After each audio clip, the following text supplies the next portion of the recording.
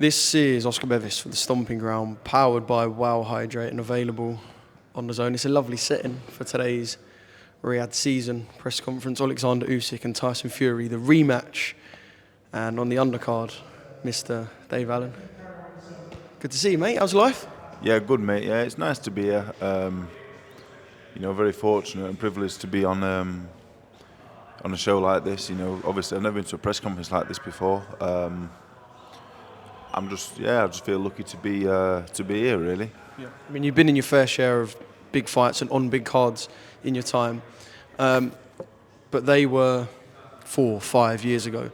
Being in and around an event, I know Fight Week hasn't happened yet, but just seeing the press conference, knowing the names that are going to be there today, do you feel like the old White Rhino is back? Not really, no. I'm a different person now to, let's say, the Brown fight, Price fight, like 5 years ago. Just a completely different character. I've had kids, just different now. Like, we're 8.5 weeks out, so, we've got 8.5 weeks training to do. So yeah, not really. No, I'm much more laid back now, and I'm experienced, aren't I? So I just take it all in my stride, but I have to enjoy it, because I've realised now over the course of time, you're not young forever, and these things won't last forever. So I'm just going to take it all in and enjoy it. Yeah. What are you expecting today from the questions you're going to get asked, the questions Johnny's going to get asked, and I'm going to put it out there and say we're probably not going to get any verbal spat between you two. No. But what are you expecting from today? Nothing really. I'm like the world's biggest boxing fan, so I'm here like. It's easy to forget you're fighting sometimes. Like I walked in, and you know what? Like obviously this is for Usyk and Fury. Don't get me wrong, but like you walk in and you're a bit like, wow, as if like I'm involved in this. So I like Johnny Fisher. I think he's a really nice man. I think he's a good fighter. So I have nothing bad to say about him, and I'm grateful for the opportunity. And a lot of that is thanks to him. So I'm just here to enjoy it, really. Yeah, just want to enjoy it and have a nice time. And I'm not. Back in the day, I was a bit of a clown and that. But if you act like a clown, you get treated like one. So now I'm a bit older. I'm just going to be myself. Yeah. Well, it's nice to know that you're going to enjoy this process, because I guess if you enjoy it, then we're going to get a brilliant Dave Allen on fight night. It makes me laugh when you say you're a boxing fan, because I guess all the fighters in there probably are. Do you ever still get starstruck? Because you talk about this being for Usyk and Fury. You've mixed in circles like that. You've mixed in circles just as big. Is there anyone you think that could walk past you and you'd be like, fuck, need a picture, need a chat? Maybe like Steve Austin, Stone Cold Steve Austin, The Undertaker. We're talking like wrestlers from the 90s and the 2000s. In terms of boxing... Because you know Tyson Fury. Yeah. So you're not one of them who's kind of going to look at him with starry eyes and be like, oh my God, there he is, the Gypsy King. Yeah, I've known him since I was a kid, really. So... Obviously, Usyk. I know all of them, but the thing is, like, when I retired at 28, it was the best thing I ever did, because I got out of that boxing bubble. It's I didn't start living till I got away from it, really, because you live a mad life, really.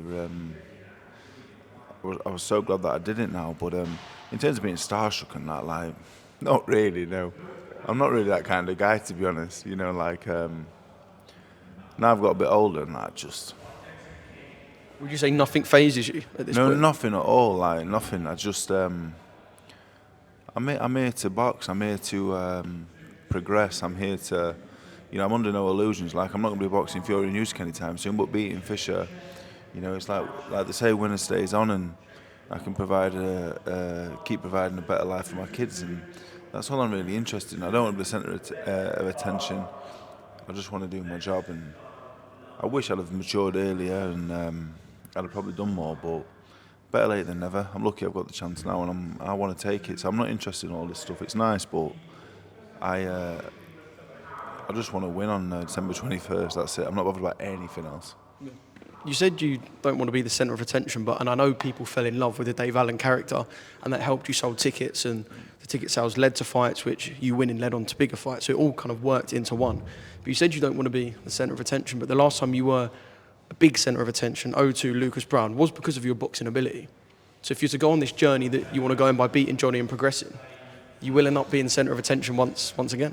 Yeah, I think it's just different now. Like, you know, got kids and that, and the missus at home, and to be honest, when I was boxing when I was younger, you're boxing for like different reasons to what I'm boxing for now. It's completely different. Like, did you want to be famous in that? No, I never wanted to be famous, but like I wanted like nice girls and that, and I wanted nice things, and it's just completely different now. Like I just want to make loads of money, and then just go home to my kids and be like, look, this is a nice house you're living in. You know, you got nice things. You can have whatever you want. That's all I'm interested in. I don't want attention. Like I want the money, and I want people to go. You know what it is more than anything else. Well, I want people to go. Yeah, you know what? He's a good fighter. Like I'm still here at 32, looking for like I'm not sure what the word is or the term. Like, I'm still looking for that pat on the back from like the casual fan. Like Dave Allen's good, you know, because it hurts when people go Dave Allen's shit because it's not true, but it is what it is. But that's what I'm looking for: the money and the wins that will make people go, yeah, Dave Allen were good. That's what I'm looking for, genuinely. It means a lot to me because I am a big boxing fan, and boxing means everything to me. So I really want that the closure. That's what I'm looking for. It's mad, innit? I'm looking for closure. People really. think there's something wrong at times with wanting to please people and wanting respect and to get your dues from the general public, the boxing public, anyone. People seem to think that there's something wrong with that at times. Yeah, you know what? It is nice to maybe log online and see someone go, you know what, Dave? Fair fucks, you were a serious fighter. You know what it is? It's like, you know, in boxing circles, everyone will go, oh, Dave Allen's a good fighter. Not a world beater, but they'll go, Dave Allen's good. You know, I've been flown all around the world, sparring partner. You know what I mean? Like being in with the good fighters, and you know, but you know, like the casual fans, like, oh, Dave Allen, he's shit. I hate that. It annoys me. Because boxing is my passion, and I've been doing this for 16 years now, and it's like, no, I've got a bit of skill. I might be slow, and you know, like genetically look a state, but I'm pretty good at this. And the Fisher fight really, how I will be remembered as a boxer, I think a lot of it will depend on what happens with Fisher, really. If I beat him, everyone will go, yeah, we're good at him. If I lose to Fisher, he was never any good, he was shit, and look at him. You know what I mean? So for me, a lot rides on this fight, like how I would be remembered. And people go, well, you don't be remembered anyway, and maybe that's true, but you know, by like the odd few that will remember, I would like them to go, yeah, he was good, Dave Allen was good. That it means a lot to me. Yeah. Man, there's always someone who'll remember, and that is a fact. So you talk about wanting to progress. Obviously, each camp will have their different narrative. I know the way you go into the fight, you'll have hopes and dreams of what you want to do beyond, and so will Johnny Fisher, Eddie Hearn and his team. But do you feel like, from their perspective, they will be looking and going, Dave Allen's a name, that's undoubtable. A Johnny Fisher win looks good on the CV. A Johnny Fisher win over Dave Allen looks good on the CV. And then we can kind of wave goodbye to whatever Dave's doing, and Johnny can move on. Is that what they're thinking right now? Yeah, of course. I'm just a stepping stone. You know, everyone thinks I'm finished. Everyone thinks I'm like shot to bits completely. You know, and so you think they might think that you're an easier name than you would have been X amount of years ago? Of course, yeah. 5 years ago, like just when I just beat Lucas Brown, I'd be too much for Johnny Fisher. They wouldn't go near me. Like, it's the truth. Like, I'm young and fresh, and I've just beat Lucas Brown. Why would they put Johnny Fisher with me at that point? They wouldn't. But this is boxing. Like when I boxed Lucas Brown, the best Lucas Brown was better than I've ever been. Don't get me wrong, he was a lot better than me. But it's like now I'm like the Lucas Brown. I'm the old man that's finished. You know, and this young kid. You're only 32. Yeah, but I guess it's because I've been around forever. Really, it feels like I've been around forever. But they look at me. He's finished. He's shot. He's done. Let's knock him out. No one's knocked him out. Let's put him on his arse and let's. You know, it's a good selling point for him. So, and if I was on the outside looking in, I would agree. Like, that's a great match. You know, he looked shit against Clark. He hasn't boxed anyone with a soul for 5 years apart from Clark. So yeah, it looks like a good match for him. And Mark Tibbs is a very clever bloke who trains him. He knows what I'm about. He knows I can box. He knows I'm clever. He knows I'll give Johnny some rounds. And they're thinking I'll give him some rounds and they'll take me out. So and I'm not. I've been around boxing now a very long time. Like. I know what I'm here for. I'm not here, like, if I was walking through these corridors 5 years ago, I'd be getting stopped by everybody, shaking my hand, yes, Dave. But I'm not, I'm the opponent. So I know what I'm being brought in for. So, and I'm fine with it. It's a circle. I've been around you on fight night, so there ain't many who is demanded for selfies quite like Dave Allen. It's just a circle of the boxing life, you know. you ride high, and then people try and feast on the carcass at the end. But I don't think I'm at the end yet. I think there's still a bit left. So he may get a very nasty shock. No, I'm really looking forward to this fight. Really looking forward to the first time you two clash in the ring, which I can imagine won't be long after that first bell.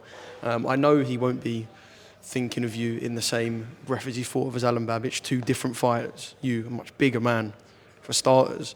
But do you expect the bell to ring and Johnny to come hunting from minute 1, second 1? Even? Well, I hope so. That's what you want? Yeah, it made my job a lot easier. Over time, I know what I am. I'm not very fast.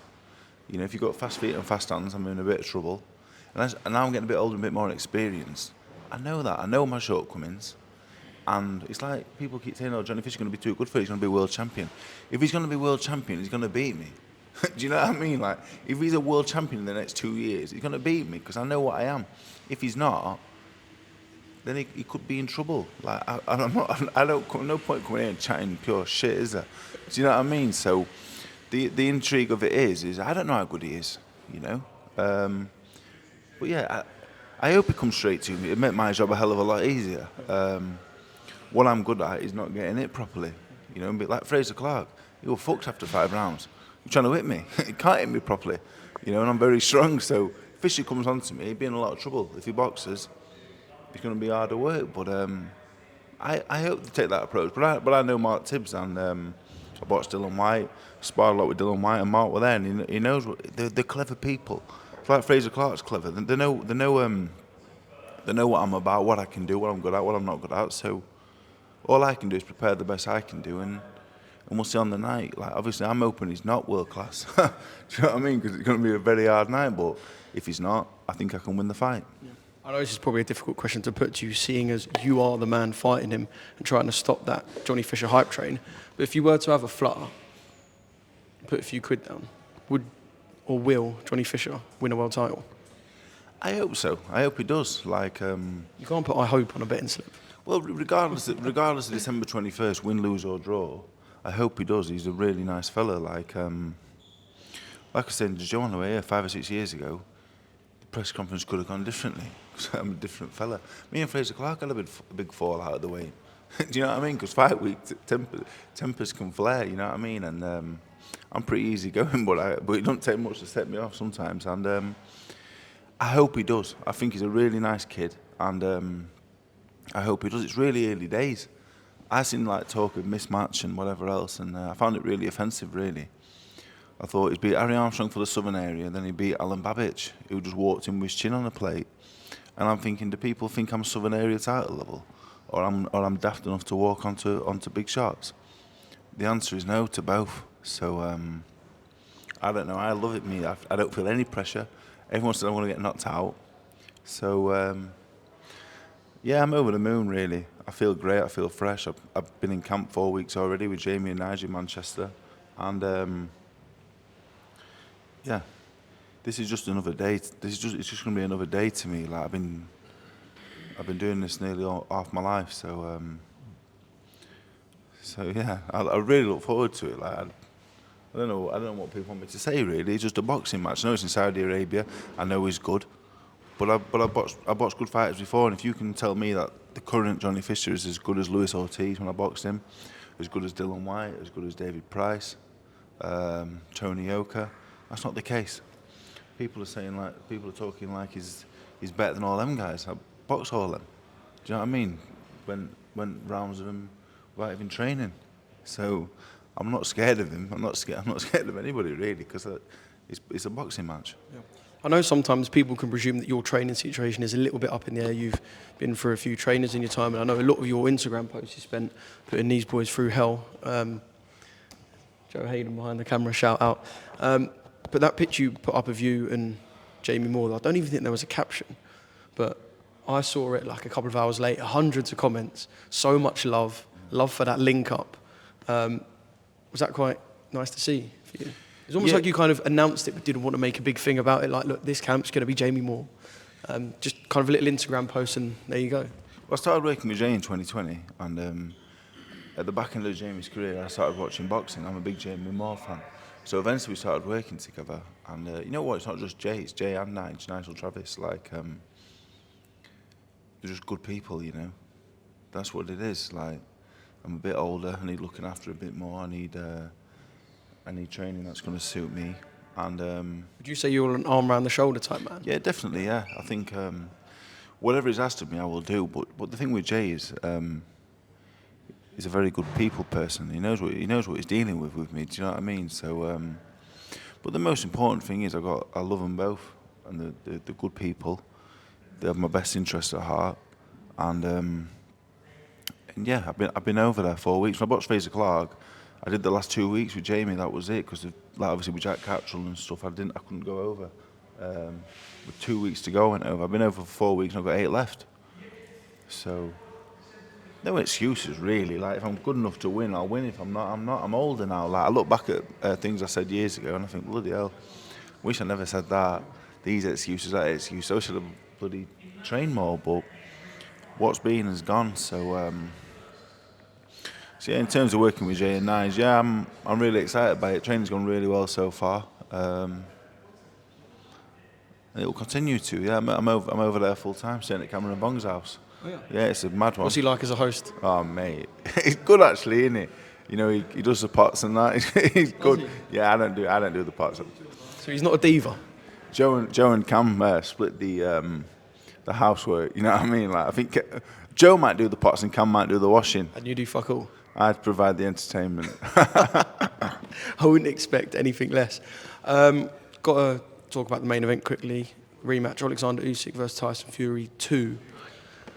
I know, again, quite a difficult question to ask anyone, because you never want to pretend that you're going to be in Tyson Fury's camp. But when you look at the first fight, what would you say went wrong for Tyson, and what does he have to rectify for fight number 2? Well, I thought Tyson would win the first fight, and after 6 rounds, I thought he was going to stop him. Obviously, like, at the time, I thought the corner worked. Like, it was a bit messy, everyone talking. Tyson's the best heavyweight I've ever been in the ring with, and I sparred Usyk, sparred Joshua, sparred all of them. Do you know what I mean? And Tyson was by far the best. The first time around, there's loads of things. I don't know. You can look at his weight. You can look at loads of things. But the top and bottom is Usyk's 37, Tyson's 36. You know, Usyk's had about 400 fights amateur and pro. Tyson's not always lived the best. These fights are very hard to call, because you don't know when they're nearing the edge of that cliff. Do you mean like neither can be completely remoulded, basically? No, what I'm saying is basically they're near the edge of the cliff, and the other end of that cliff is like just being finished. You know, they're both getting on a bit. They both had a lot of fights. You know, Tyson not lived the best. You don't know when the edge of that cliff comes. You know, the last fight was really, really, really hard. So people ask for predictions on fights like this, but when you're talking about men that are getting old and had lots of fights, you don't really know when the end's going to be. Whoever Tyson fights, whomever he ever fights, I would always pick Tyson to win, because I've never been in the ring with someone as clever. Never been with someone as clever. Usyk is the nearest thing, but Tyson, just like, I could never pick against him. Honestly, I never could. And I'm a big Usyk fan. You know, I'm a big Tyson fan, but a massive Usyk fan as well. But I expect Tyson to win the rematch. Yeah. And people say, "Oh, you mate, it's Tyson." I'm not spoken to him for 6 years. Do you know what I mean? Like, You've not spoken at all in I've not 6 spoken to him years? for probably 6 years. Yeah. I think he sent me a video for a friend of mine once, maybe 4 years ago. But like, we aren't friends. Do you know what I mean? Like, I think a lot of the fella, and I like him. I always have. But and we had some great times when I was younger, and now he was great to me. But I don't owe him nothing. I don't pick him because I think, oh, I need to pick him because he's my mate. I pick him because I think he's going to win. Do you know what I mean? He's not Joe Hayden or one of the other boxers that I would have to pick blindly. I genuinely think he's going to win. It's not Joe Hayden, who in your mind is undisputed world champion in the making. In the making, yeah. So, I guess people do presume that when you're friends with someone, the bias level is that the bias meter is completely at one end, and you've got no but I'm not friends with accountability for what you say. I'm not friends with him. Yeah, now. exactly. Like, I knew him years ago. I don't even know him anymore. If I see him, I'll say hello. Do you know what I mean? But we aren't best friends or nothing. I do like him. People always go, "Oh, you mates with so-and-so." Not really. I was in the gym with him 11 years ago. Like, what do you want? Do you know what I mean? Call everyone mate. I call me fucking bird mate. What do you want me to? Everyone's mate. Do you know what I mean? Like, what do you want me to say? So yeah, I think Tyson wins, to be honest. But you know, a Usyk win wouldn't surprise me. And they're near the end of that cliff, like people think I am. Yeah. I've been hanging on for about 5 years now by my fingertips. So yeah, I'm really looking forward to it though. They are the two best heavyweights in the world, I believe.